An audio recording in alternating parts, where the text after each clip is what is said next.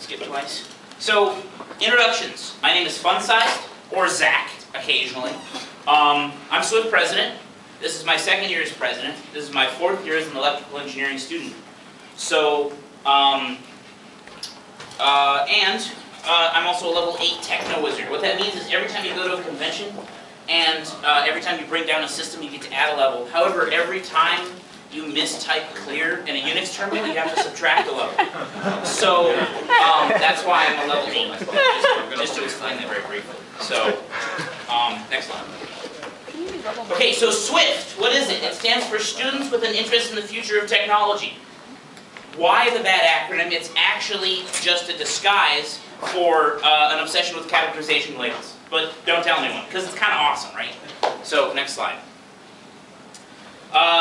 Weren't you guys a telecommunications club before? Yes, originally SWIFT was a CIS club, but as we've expanded, we've sort of broadened our horizons. So we do a lot of things now. I'm going to be telling you about some of those things.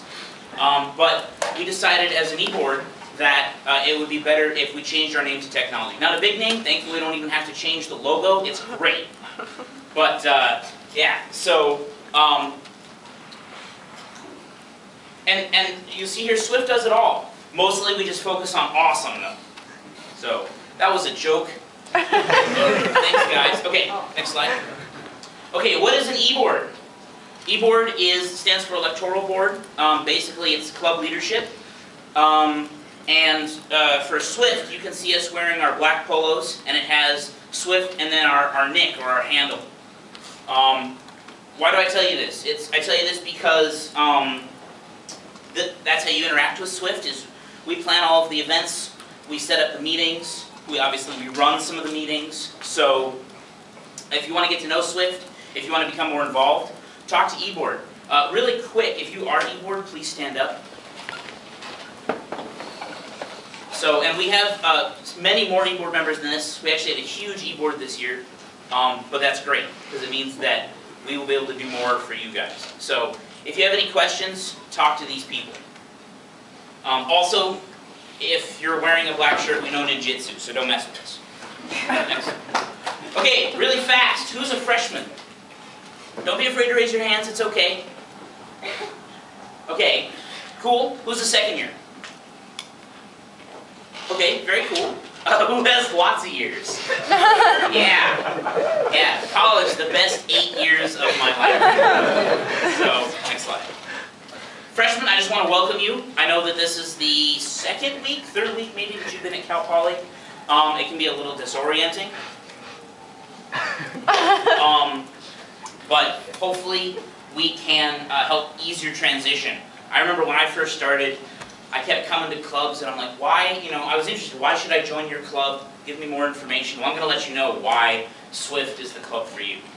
So don't panic. This is critical. It gets easier, trust me. Or at least you care less. Okay, so who are we? I think I basically already introduced us. So we're a technology club. We were started in 1992. What that means is that this is the 20th anniversary of Swift. So, woo! We are split CS, CIS, and ECE majors. This is the original logo. Not really, for those of you who aren't laughing. Next slide. Okay, so who's a CS major? Okay? Who is... real quick, I just wanted to point out that I Googled CS major for pictures, and this was the first picture that popped up. That's awesome, because there definitely needs to be more women in technological fields. So, next slide. This is the first picture that popped up for CIS majors. Who's a CIS major? Awesome. And then finally, who's an ECE major? This is the first picture that popped up. It's okay. He looks like he's having fun. It doesn't matter. This is the most social interaction he's had all month. Next slide. Any other majors? Very cool. So traditionally, we've had bio students, aerospace students, English students. This is not just a technical field club. I mean, mostly we do technical things, but we are open to anyone. So if you have friends, and you're like, man, you'd probably really like Swift, but oh my goodness, you're not a CS major. It's okay, invite them anyway, because we do a lot of things that are aimed at people who are not in that field. So, next slide. Okay, briefly, what does Swift do? And when I say do, I mean these are events that we have throughout the year. These are all events that we've had in the past, except for the third one on the list there. Very briefly, I'm going to go through them. So, Frag Night, 60-person land fest. Basically, we come in here, and it's almost this full, and we turn off the lights because it's lit by monitors. We have so many people with computers, and this room is a unique room on the campus in that it's totally wired. Every seat has an Ethernet port, and it's jacked into ridiculously fast everything. So, when I say LAN Fest, I mean LAN Fest. Number 2, Install Fest. Real briefly, who is familiar with Linux? Awesome. So, most of you will know what I'm talking about when I say that we're going to help you install it. For those of you who don't know, it's an operating system. It's like Windows, except better and free. We're not biased in here at all. So, Install Fest, you can bring your machine to us. We'll help you either defrag your hard drive and install it as a dual boot, or if you want to delete Windows, I'm happy to help with that. But if you're not quite ready for that step yet, then we help you install Ubuntu or Linux of some type to your hard drive or as a virtual machine. A virtual machine is essentially a program that runs on your computer that emulates another computer. So it's a way to run operating systems virtually without the danger of risking your hardware. So, number 3, Locksport. Yes, pizza! Okay.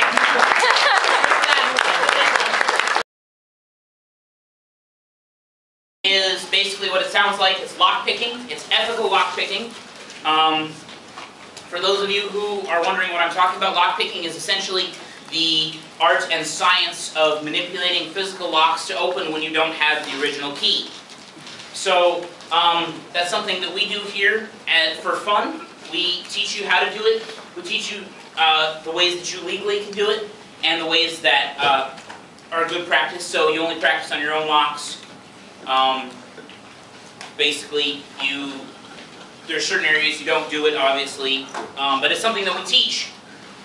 And it's something that I think pretty much everybody on eBoard has their own set of picks. It's pretty cool. It's a lot of fun. You get to learn some new skills that way. Soldering tutorials.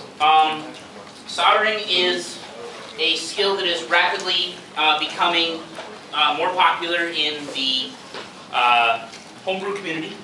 So if you've ever wanted to build your own circuit or modify a circuit or what say you, soldering is a good way to go. If you've never done it before, it's intimidating and scary. And if you don't have the proper tools, it's almost impossible. Yes, flat iron is the best way to do it. Not really. Especially for surface mount. That's another thing. Is are you doing small components or large components? So that's another thing that we will be teaching. Is basically how do you not burn yourself? Because that hurts. I have scars all over my hands. Flat iron, you do it all at once, right? There you go, right. Okay, Red Team Workshop. Okay. Red Team Workshops are basically, we bring you in and we have a sandbox environment, meaning that we've separated you from any other networks. And on a computer, you participate in a sort of virtual sparring match with other people and learn some skills about computer penetration testing and exploitation. So again, we only do this in an ethical manner. We do this in a safe manner, so we generally help you. Either we let you use one of our machines or help you set up your machine so that it's not going to get attacked, those sorts of things. Only in sandbox environments though. So that is another thing that we do. Also, Tech Symposium, technical white papers. We bring in professors, graduate students. Essentially the idea of Tech Symposium is they're higher level presentations on technical subjects. So most of what Swift does is designed to be sort of intro level. If you want to get interested in it, you can come in and see a Swift meeting. Tech Symposium, which will happen more towards the end of the year, is designed really to be for advanced topics. But it's very interesting, and even I've gone to a bunch of Tech Symposiums where I didn't know even what the title meant early on, and I still learned a lot. So they're really great experiences. Also, we have ALSYS, which stands for the Advanced Linux System Administration Symposium. And essentially, it's basic Linux administration for fun and profit. So, next slide. Really fast, I'm going to talk about membership. Swift is $10 a quarter, $30 a year. So if you come in second quarter, you only pay $20. If you come in third quarter, you only pay $10. Why would I give Swift my hard-earned dollars, you ask? One fuzzy pizza. Well, yes, that is primarily the reason, is it helps fund pizza. That doesn't mean that you can't have pizza if you don't pay membership fees. We're not exclusive in any way. The meetings, general meetings, are not barred from anyone, but it definitely helps us not go broke. Also, there's members-only events throughout the year. Some of the workshops are members-only. For example, the Red Team workshops. And many of the cons that we go to, simply because you have to be a member of Swift so that we can help pay for those through ASI. It's part of our budget with them. And so when we go to conventions, if you're interested in going to conventions, then membership is required.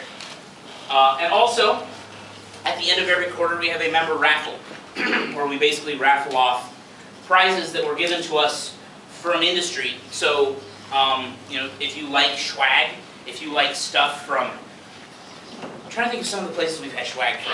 Facebook? Big companies like Facebook, Steam Games, those kinds of things. Riot? We do those, yeah, Riot. We do that at the end of the quarter, and it's members only. So, next slide. Okay, so I mentioned briefly, we go to cons. Cons are conventions, and we go to several a year. I've put up 3 of the big ones on the screen here. Quick poll, who's heard of DEF CON? Okay, so a good number of you. I've gone to DEF CON several years now. It is quite possibly the most intense thing I've ever done. It's very exciting, incredibly oriented towards learning, and it's just awesome. Similar to DEF CON, smaller versions of DEF CON are TourCon and Layer 1. TourCon is coming up in 3 weeks? 4 weeks? It's October 19th through the 21st. For you freshmen, I know this could be a little like, oh goodness, so many things are happening at once. TourCon is one of the best ways to get introduced to our environment, our community. It's very cool. So it's in San Diego. It costs $100 for registration. But essentially the way the cons work is they have lockpicking villages, hardware hacking villages. They have talks on industry, exploitation, on security, all those kinds of things. So if you're interested in going to TourCon, come talk to me or send me an email. But it's great. And then Layer 1 is in May, so it's also towards the end of the year. And that's actually in LA, and it's run by some very good friends of ours, whom I will talk about briefly later. And it's awesome because we don't have to pay for lodging, because we just drive out from here. Right, yeah. Generally what we do with Layer 1 is I just drive back here because it's only like 30 minutes away. So instead of having to pay for a hotel, we get that figured out. Also, the other thing we do in January that I forgot to put up on here was Scale. Scale is the Southern California Linux Expo. And basically, that is more of a professional convention. These are all hackathons. That's what they are. Scale is designed more towards professional business employees. So it's a little bit lower key. It focuses on some different topics. You're not going to see exploitation talks necessarily at Scale. They don't have a lockpicking village. However, it's one of my favorite cons throughout the year because not only do I learn so much, but it's much more of a focus on open source software, especially in education. So that's very cool. Next slide. Don't worry, it's nothing we can't fix with caffeine. That screwed up my font so bad. Wow. But this is a picture from DEF CON, from CTF, Capture the Flag, which is a lot like the Red Team workshops. So, next slide. Here's a picture from TourCon. This is another thing they do at conventions, is the tamper-evident contest.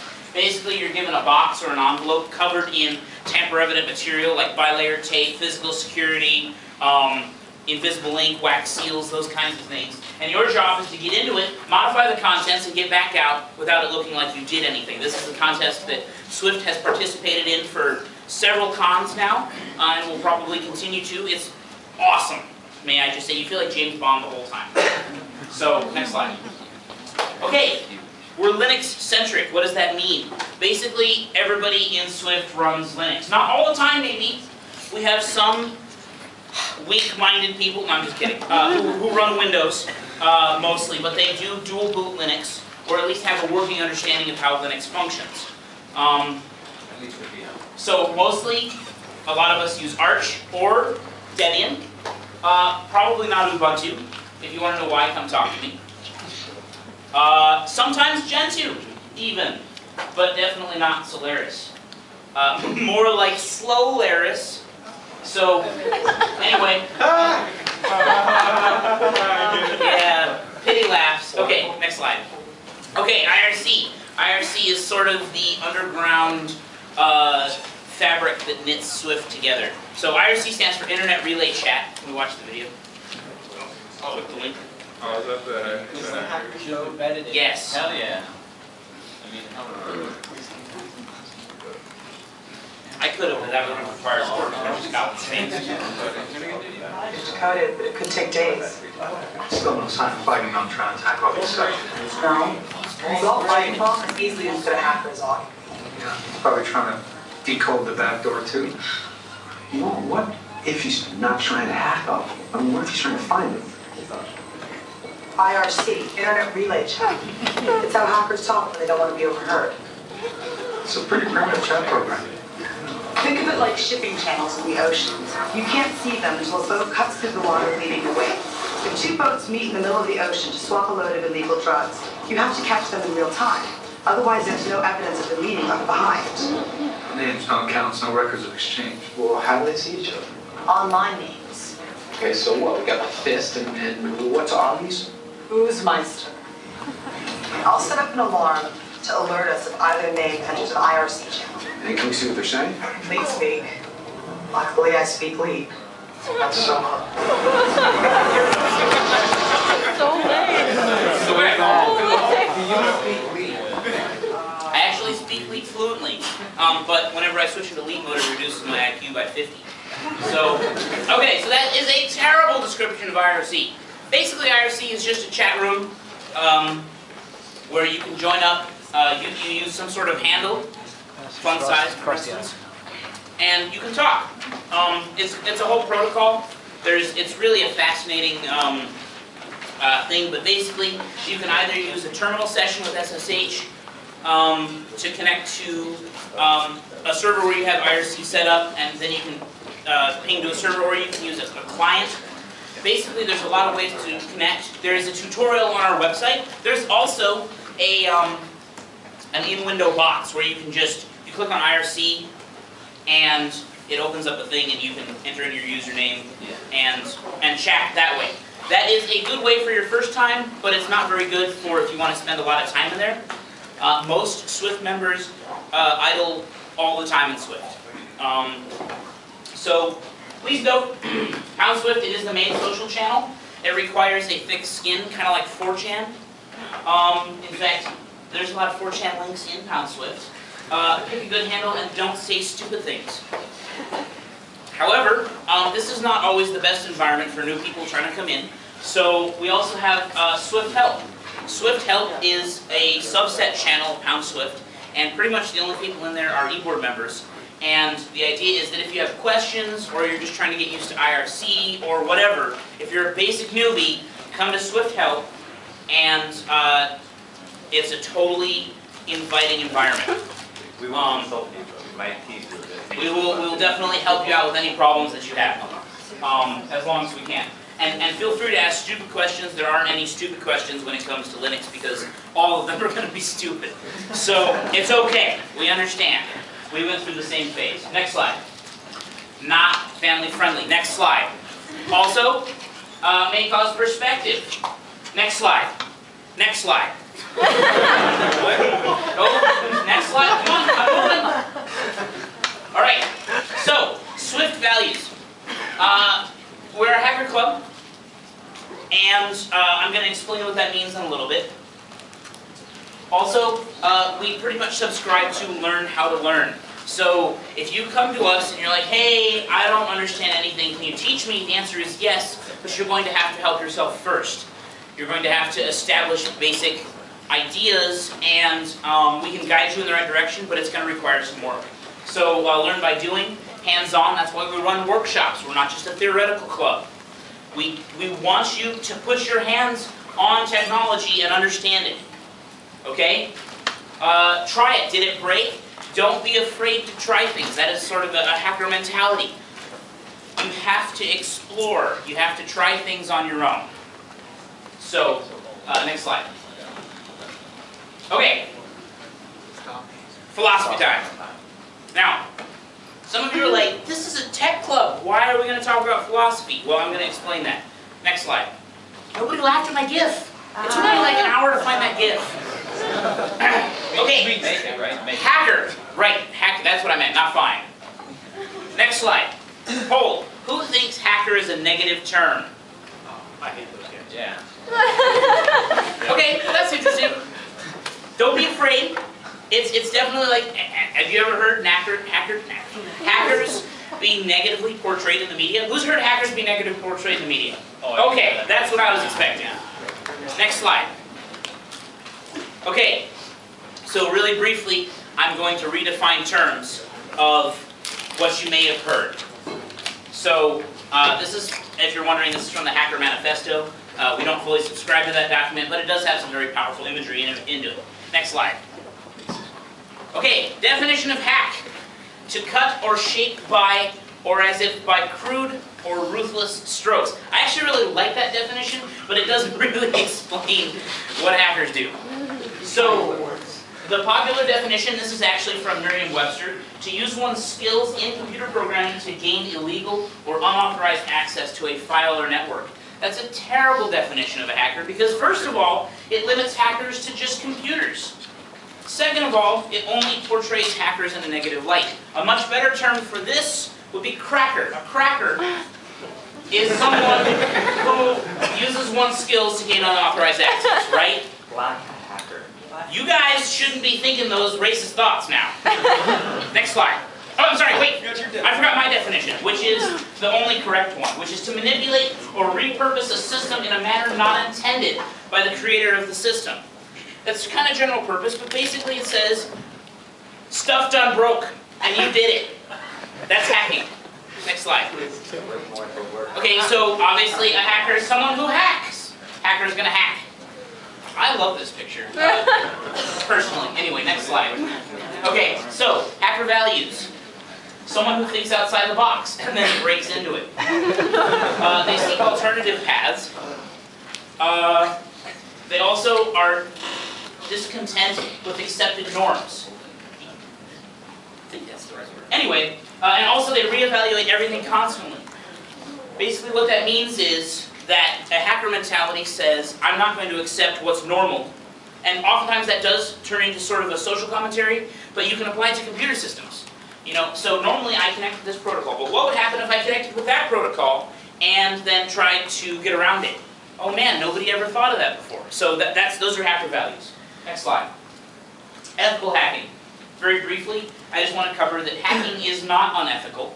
Hacking is merely using a system in the way it wasn't intended, right? So I get really personally frustrated when hackers in the media are portrayed in a very negative light because, first of all, it limits the way people think of hackers, which is bad because hacking, and I'll get into more of this later, is, in my opinion, a way to fix things that are broken. It is one of the best methods to fix things that are broken. Anyway, it's the use of technical skills to manipulate a system constrained by moral and ethical boundaries. Swift only does legal things. We're not going to teach you how to do illegal things. We'll teach you how to do things that could be used illegally, but we will never teach you how to do things illegally. And we do not condone that. So if you are here to learn how to hack your best friend's, you know, whatever, without his consent, we're not going to help you with that. Next slide. And just remember, the status is not quo. Dr. Horrible fans? No? Okay. Yeah. I don't even know, I mean, he's phone freaking here, but they're computerized. Dude, they won't even know I was gone.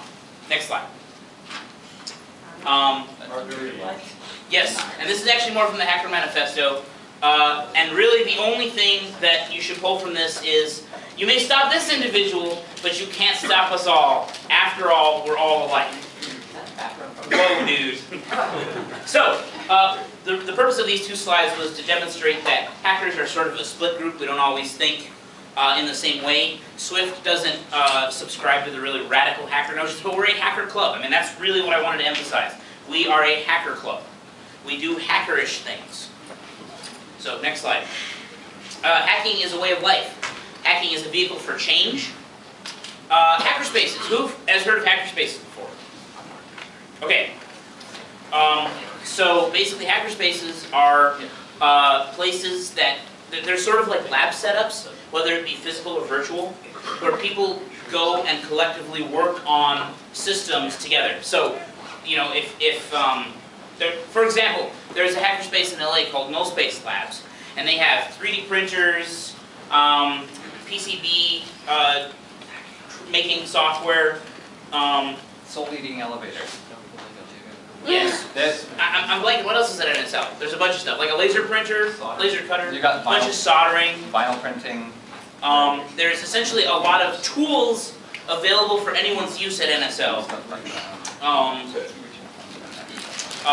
And it's sort of a community project to encourage hacking. Cool beans, right? We also go to cons. Cons are the largest gathering of social hackers you'll ever meet.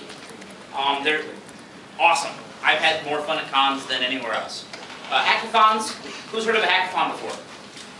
Okay, a hackathon is a little different. It's basically where people get together in a group for one weekend and try to solve a problem. Generally, it normally stays within the realm of computer science. So like, oh, we'd really like to make this app that does this.